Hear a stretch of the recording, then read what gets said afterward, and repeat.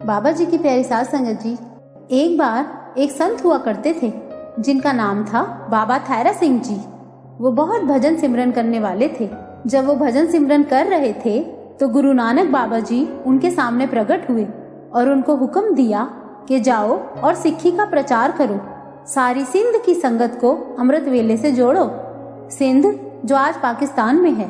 अब थायरा सिंह जी ने जब बाबा जी से पूछा कि सिंध में कहाँ जाना है, तो बाबा जी ने कहा वहाँ महंत गुरुदास सिंह और काको राम का डेरा है, वहाँ पर उनके डेरे में जाकर संगत को अमृत वेले से जोड़ो। अब थायरा सिंह जी उनके डेरे पहुँचे और उन्होंने दोनों महंत को कहा कि गुरु नानक पातशाह का हुक्म आया है कि मैं यहाँ आपके डेरे में संगत को सिक्खी का प्रचार करूँ, तो मुझे यहाँ रहने की इजाजत दी जाए और बाकी दिन मैं लंगर की सेवा कर लिया करूँगा। अब वो दोनों महंत बहुत खुश हुए कि चलो मुफ्त का सेवादार मिल गया है। जैसे थायरा सिंह जी ने वहाँ सत्संग शुरू किया तो पता नहीं कितनी दूर दूर से संगत वहाँ आने लगी। लाखों में संगत आ गई। अब ये सब देखकर उन दोनों महंत में असुरक्षा की भावना आ गई और वो चिंता में पड़ गए कि सारी संगत तो इनसे जुड़ती जा रही है और उन्हें ये डर सताने लगा कि उन दोनों महंत की वैल्यू कम होती जा रही है। इसी डर से उन दोनों महंत ने संत थायरा सिंह की बुराई करनी शुरू कर दी। अब रोज की तरह संत थायरा सिंह जी अमृत वेले उठ के स्नान करते, भजन सिमरन करते और फिर सत्संग फरमाते थे। लेकिन वो ऐसी ऊंचाई वाली जगह पर रहते थे जहाँ से नीचे उतरने के लिए सीढ़ियों की जरूरत होती थी। अब ईर्ष्या के कारण महंत काको ने वहाँ से सीढ़ियाँ हटा दी, जिससे थायरा सिंह जी सत्संग फरमाने ना जा सके। कम से कम 15 से 16 फीट की ऊंचाई से उन्हें उतरना था। जब वहाँ सीढ़ियाँ नहीं दिखी तो उन्होंने बाबा जी के आगे अरदास की और सिमरन करते हुए वहाँ से कूद लगाई। तो उन्हें भला चोट कैसे लग सकती है। इतनी ठंड में वो सुबह उठकर स्नान करके अमृत वेला संभालते थे और हम नामदान मिलने के बाद भी सिर्फ 2.5 घंटे बैठना होता है, वो भी नहीं बैठते। पहले अमृत वेले उठ के ठंड में नदी के ठंडे पानी से स्नान करके अमृत वेला संभाला करते थे। और हमारे घरों में तो गर्म पानी के नहाने की इतनी फैसिलिटी है। कम से कम आज gas geyser, electric rod, electric geyser, हर घर में कोई ना कोई फैसिलिटी है। तब भी हम लोग उठकर भजन सिमरन नहीं करते। चलो आगे की घटना सुनो, बहुत ही आंखें खोल देने वाली घटना है। अब संत थायरा सिंह जी स्नान करके भजन सिमरन करके सत्संग फरमाने पहुंचे तो ये देखकर महंत काको सिंह को चिंता सताने लगी कि मैं इनको रोकूं कैसे।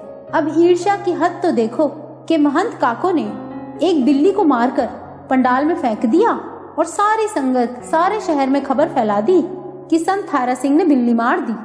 अब बात पंचायत तक पहुंच गई। अब पंचों ने पूछा कि थायरा सिंह जी अब आप ही बताओ, क्या बिल्ली आपने मारी है? तो थायरा सिंह जी ने हाथ जोड़कर कहा कि मैं सच कहता हूँ, बिल्ली मैंने नहीं मारी। मैं तो सोच में भी ऐसी बात नहीं ला सकता, मारना तो दूर की बात है। लेकिन महंत काको बीच में ही बोल पड़ा कि मैंने अपनी आंखों से थायरा सिंह को बिल्ली मारते हुए खुद देखा है। अब पंचों ने थायरा सिंह से कहा कि अगर तुम गुरु ग्रंथ साहिब जी पर हाथ रखकर कसम खा लो कि बिल्ली तुमने नहीं मारी है तो हम मान लेंगे, और अगर काको सिंह हाथ रखकर कसम खा ले कि इसने थायरा सिंह को बिल्ली मारते हुए देखा है तो हम मान लेंगे।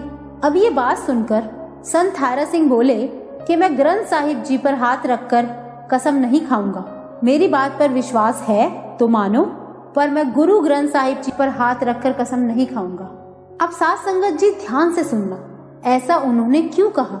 ऐसा उन्होंने इसलिए कहा क्योंकि गुरु गोविंद सिंह जी के 52 वचनों में एक वचन ये भी था कि जो आदमी बात बात पर कसम खाता हो तो उसका कभी विश्वास मत करना। अब गुरु गोविंद सिंह जी ये बात लिख के गए हैं तो अब खुद ही सोचो, इतनी बड़ी बात जो रब ने खुद लिख दी तो उनके लिखे शब्दों में कोई तो राज होगा। और इधर महंत काको ने गुरु ग्रंथ साहिब जी पर हाथ रख के एकदम कसम खा ली कि उसने थायरा सिंह जी को बिल्ली को मारते हुए अपनी आंखों से देखा है। अब महंत काको के कसम खाते ही पंचों ने फैसला सुना दिया कि संत थायरा सिंह की सजा यही है कि उन्हें ये गांव छोड़कर जाना होगा और हरिद्वार जाकर गंगा स्नान करके गायों को चारा खिलाना होगा, तभी उन्हें इस सजा से मुक्ति मिल पाएगी। अब ये फैसला सुनकर थायरा सिंह जी को सिर्फ बाबा गुरु नानक जी का हुक्मनामा याद आ रहा था तो उन्होंने वहीं आंखें बंद करके पंचों के सामने बाबा जी से सच्चे मन से याद करके अरदास की कि बाबा जी, आपने मुझे यहाँ जिस काम के लिए भेजा था, आपके हुक्म का पालन कैसे करूं? मुझे तो यहाँ गांव से निकाला जा रहा है। और याद करने की देर थी कि वही चमत्कार हो गया और वो 2 दिन से मरी हुई बिल्ली जिंदा हो गई। वहाँ सारे हैरान हो गए।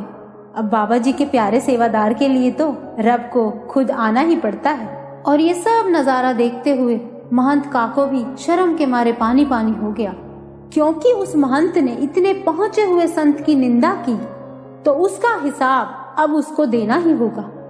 और उसी वक्त से उसका माइंड डिस्टर्ब हो गया। ना वो सो पाता था, ना जी पाता था।